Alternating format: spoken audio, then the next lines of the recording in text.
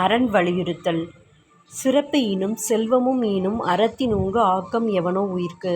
சிறப்பு ஈனும் சிறப்பைத் தருவதும் செல்வமும் ஈனும் செல்வத்தைத் தருவதும் உயிர்க்கு மாந்தர் உயிர்க்கு அறத்தை விட ஊங்கு மேம்பட்ட மேலான ஆக்கம் செல்வத்தைத் தருவது எவன் வேறெதுவும் இல்லை. ஒருவனுடைய உயிர்க்கு சிறப்பைத் தருவதும் செல்வத்தைத் தருவதும் அறச்செயலாகும். அதைவிட உயர்ந்த செல்வம் வேறெதுவும் இல்லை. சிறப்பு ஈனும் செல்வமும் ஈனும் அறத்தின் ஊங்கு ஆக்கம் எவனே உயிர்க்கு. ஆக்கம் என்ன செய்யுமா? நமக்கு சிறப்பும் கொடுக்குமா, அறம்ங்கிறது செல்வமும் கொடுக்குமா. சரி, அந்த அறத்தை விட பெரிய செல்வம் எதுவும் இல்லை உயிர்களுக்கு அப்படின்னு சொல்கிறாங்க. நெக்ஸ்ட்டு, அறத்தின் ஊங்கு ஆக்கமும் இல்லை அதனை மறத்தலின் ஊங்கில்லை கேடு. அறத்தின் ஊங்கு அப்படின்னா ஒருவன் அறம் செய்வதை விட மேலான ஆக்கமும் இல்லை செல்வமும் இல்லை அதனை அந்த அறச்செயலை மறப்பதை விட ஊங்கு பெரிய கேடு துன்பம் விளைவிப்பது இல்லை வேறெதுவும் இல்லை. ஒருவன் அறம் செய்வதால் ஆக்கத்தை பெறுகிறான், அதை மறந்துவிட்டால் துன்பத்தை பெறுகிறான். அறத்தை விட பெரிய செல்வம் எதுவும் இல்லை. அந்த அறத்தை செய்கிறான், அதனை ஆனால் அதை மறந்துட்டான் அப்படின்னா அதை விட கேடு எதுவும் இல்லை அப்படின்னு சொல்கிறாங்க. ஒல்லும் வகையான் அறவினை ஓவாதே செல்லும் வாய் எல்லாஞ் செயல். ஒல்லும் ஒருவன் தன்னால் முடிந்த வகையான் வகைகளில் எல்லாம் அறவினை அறச்செயல்களை ஓவாதே தொய்வில்லாமல் செல்லும் தன்னால் முடிந்த இடத்தில் வாயெல்லாம் வாய்ப்பு கிடைத்த போதெல்லாம் செய்ய வேண்டும். தன்னால் முடிந்தளவில் நன்மை செய்ய வேண்டும். அதுவும் செய்ய முடிந்த இடங்களிலெல்லாம் தொய்வில்லாமல் அறத்தை செய்தல் வேண்டும். அதாவது ஒல்லும் வகையான் அறவினை ஓவாதே செல்லும் வாய் எல்லாம் செயல். ஒல்லும் வகையான் முடிஞ்ச அளவுக்கு அறவினை செய்யணும், ஓவாதே ஓயக்கூடாது, போகிற இடமெல்லாம் அறம் செய்க அப்படின்னு சொல்கிறாங்க. முயன்ற அளவுக்கு எல்லா இடத்துலையும் எல்லா நேரத்துலையும் அப்படின்னு சொல்கிறாங்க. மனதுக்கண் மாசிலன் ஆதல் அனைத்துடன் ஆகுல நீரப்பிற. மனதுக்கண்ணா மனத்தில், மாசிலன் ஆதல்னா குற்றம் இல்லாதவனாக இருக்க வேண்டும். அறம்னா அறம் என்பது, அனைத்து அப்படின்னா அவ்வளவுதான், பிற அப்படின்னா பிற செயல்கள் எல்லாம், ஆகுல அப்படின்னா ஆரவாரத்தன்மை, நீர அப்படின்னா உடையதாகும். மனதில் மாசற்றவனாக வாழ வேண்டும், அதுவே அறம். மற்றவையெல்லாம் ஆரவாரத்தன்மை உள்ளவை ஆகும். அதாவது என்ன சொல்கிறாங்க, மனதுக்கண் மாசிலனாதல் அனைத்தரன் ஆகுல நீரப்பெற. நம்ம மனசில் மாசு இல்லாமல் இருக்கணும், அதுதான் அறம்.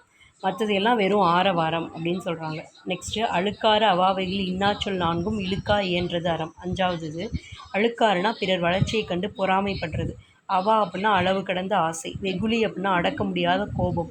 இன்னாச்சொல்னா கடுமையான சொற்கள். நான்கும் இந்த நான்கும் இழுக்கா இயன்றது விலக்கிவிட்டு நடப்பதே அறமாகும். பொறாமை, ஆசை, சினம், கடுஞ்சொல் இந்த நாளையும் ஒருவன் உள்ளத்திலிருந்து ஒழித்து விட்டால் அவனை தலைச்சிறந்தவன் ஆக்கும் அறம். என்னென்னத்தை ஒழிக்கணுமா? பொறாமை, ஆசை, கோபம், கடுஞ்சொல், இன்னாச்சொல் இந்த நாளையும் ஒழிச்சிட்டா அவனை தலைச்சிறந்தவன் ஆக்கும் அறம் அப்படின்னு சொல்கிறாங்க. ஓகே, அழுக்காறு அவாவைகள் இன்னாச்சொல் நான்கும் இழுக்கா இயன்றது அறம்.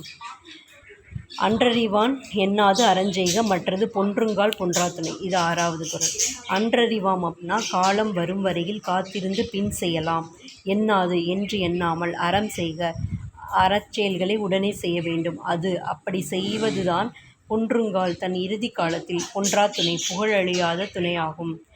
இறக்கும் போது அறம் செய்ய நினைக்காமல் இளமையிலேயே நன்மை செய்தால் இறக்கும் காலத்தில் வாழ்ந்த பெருமை துணையாக நிற்பது அறம். அன்றறிவாம் எண்ணாது அறஞ்செய்க மற்றது பொன்றுங்கால் பொன்றா துணை. அதாவது அன்னைக்கு செஞ்சுக்கலாம் அப்படின்னு சொல்லிட்டு அப்புறம் செஞ்சுக்கலான்னு சொல்லிட்டு இல்லாமல் உடனே அறம் செய்யணும். அப்படி செஞ்சோம் அப்படின்னா அழியக்கூடிய நிலைமையில் இருந்தால் கூட அழியாமல் அந்த அறம் காப்பாற்றும் பின்னாடி அப்படின்னு சொல்கிறாங்க. அடுத்து 7வது, அறத்தாறு இதுவென வேண்டா சிவிகை பொறுத்தானோடு ஊர்ந்தானிடை.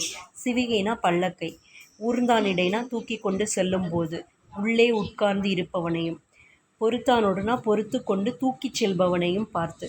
அறத்து அப்படின்னா பயன்மிக்க அறத்தின், ஆறுனா வழி, இதுவெனா இதுவென்று, வேண்டானா செல்ல வேண்டாம். பல்லக்கில் உட்கார்ந்து செல்பவன் அறத்தை பற்றி உணரமாட்டான், பல்லக்கை சுமந்து தூக்கிச் செல்பவன் அறத்தை பற்றி அறியாதவனாய் இருக்கிறான். ஆகவே இது அறமெனச் சொல்ல வேண்டாம். அறத்தாறு இதுவென வேண்டா சிவிகை பொறுத்தானோடு ஊர்ந்தானிடை. அதாவது அறத்தின் பயன் இதுதான் சொல்லி நம்ம அவங்களுக்கு சொல்ல வேண்டாம். யாருக்கு சொல்ல வேண்டாம்? சிவிகைனா அந்த இறந்தவங்களோட அந்த அதை சிவிகை பல்லக்குன்னு சொல்கிறது, அவங்கள தூக்கிட்டு போகிற அந்த பல்லக்கு. பொறுத்தானோடு ஊர்ந்தானிடை, அதாவது அதை பொறுத்தான்னா தூக்கிட்டு போகிறவன், ஊர்ந்தான்னா மேலே உட்காந்து போகிறவன். அவங்க 2 பேரையும் பார்த்தோம்னா இவன் செஞ்ச அறத்துக்கு இவன் தூக்கிட்டு போகிறான், அவன் செஞ்ச அறத்துக்கு அவன் பல்லக்கில் உட்காந்துருக்கான். இதை பார்த்தாலே நம்ம தெரிஞ்சுக்கலாம் அப்படின்னு சொல்கிறாங்க. ஓகேவா? அடுத்து, வீழ்நாள் படாமை நன்றாற்றின் அஃதொருவன் வாழ்நாள் வழியடைக்கும் கல். வீழ்நாள்னா அறம் செய்யாமல் வீணாகும் நாள், படாமைனா ஏற்படாமல், நன்றாற்றினா நல்ல வழியில், அஃதொருவன்னா அறச்செயல் செய்தால் அஃதொருவனுக்கு, வாழ்நாள்னா வாழ்நாளில் துன்பம் வருகின்ற, வழியடைக்கும்னா வழியினை அடைக்கும், கல்லாகும் அறம். தயங்காமல் அறப்பணி செய்யக்கூடியவனுக்கு தீமை வருகின்ற வழியை அடைத்து விடுகின்ற கல்லை போன்றது அறம். வீழ்நாள் படாமை நன்றாற்றின் அஃதொருவன் வாழ்நாள் வழியடைக்கும் சொல். வீழ்நாள் வீழ்நாள்னா அறம் செய்யாமல் வீணாகும் நாள், அப்படி ஒரு நாளே ஏற்படக்கூடாது. சரியா? அப்படி இல்லாமல் எல்லா நாளும் நன்றாற்றின் அறம் செஞ்சோம் அப்படின்னா அஃதொருவன் வாழ்நாள் வழியடைக்குங்கள், வாழ்நாள் ஃபுல்லாக அவனுக்கு வந்துட்டு எந்த ஒரு தீமையும் வராமல் பார்த்துக்கிற ஒரு இதாக இருக்கும் அப்படின்னு சொல்கிறாங்க. ஓகேவா? அறத்தான் வருவதே இன்பம் மற்றெல்லாம் புறத்த புகழும் இல்லை. அறத்தான்னா அறத்தொண்டு செய்வதனால் வரக்கூடிய இன்பம் மற்ற வழிகளில் வருவதெல்லாம், புற வழிகள் துன்பத்தை தருவதோடு புகழும் இல்லை இல்லாதவையாகும். புகழை தருவதும் இன்பத்தை தருவதும் அறச்செயலாகும். மற்ற செயல்கள் துன்பத்தை தரும் என்பதை உணர வேண்டும். அறத்தான் வருவதே இன்பம் மற்றெல்லாம் புறத்த புகழும் இல்லை. அறம் செய்கிறதுனால வர்றதுதான் இன்பம், மற்ற இன்பம் எதுவுமே வந்துட்டு புறவழியில் துன்பத்தை தரும், அது புகழே இல்லாதது அப்படின்னு சொல்கிறாங்க. ஓகேவா? நெக்ஸ்ட்டு, செயற்பாலதோறும் அரணே ஒருவருக்கு உயர்ப்பாலதோறும் வழி. ஒருவனுக்கு தான் செய்யக்கூடியது என்னவென்றால் பாலது தன்மை நிறைந்த, அரணே அறச்செயல்களை, உயர் தன்னிடமிருந்து நீங்கக்கூடிய, பாலது தன்மையுடையது பழிச்செயல்களே. ஒருவன் செய்ய வேண்டுவது நன்மையான செயல் மட்டுமே, அவன் மறக்க வேண்டியது பழிச்செயல்கள் மட்டுமே. செயற்பாலதோறும் அரணே ஒருவருக்கு உயர்ப்பாலதோறும் பழி.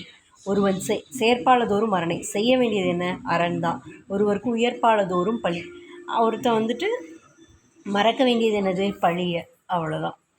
ஓகேவா? பழிச்செயல்களை மட்டும்தான் மறக்கணும், அறமை அவன் செய்யணும் அப்படின்னு சொல்கிறாங்க. ஓகே? செயற்பாலதோறும் அரணே ஒருவருக்கு உயர்ப்பாலதோறும் பழி. இதுதான் இந்த அதிகாரம்.